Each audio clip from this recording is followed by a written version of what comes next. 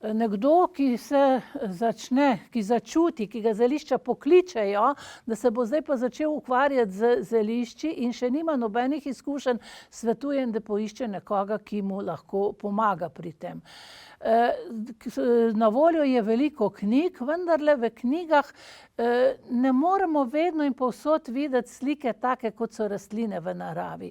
Zato je najboljše, da si dobi nekega mentorja, učitelja, ki ga bo peljal v naravo, mu pokazal rastline, kako izgledajo. In si se na tak način nabira znanje.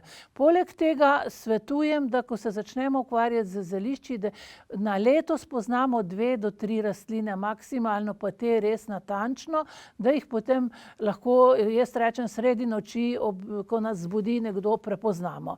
Res, da jih osvojimo do potankosti in potem z leti, dlje časa se bomo ukvarjali, se bo to naše znanje nabiralo. Ker v zeliščarstvu ni polovičarstva.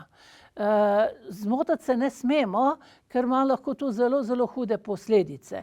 Tako da vedno je treba delati natančno in z zavestjo, da moramo poskrbeti za svoje zdravje in za zdravje tistih, ki to uporabljajo.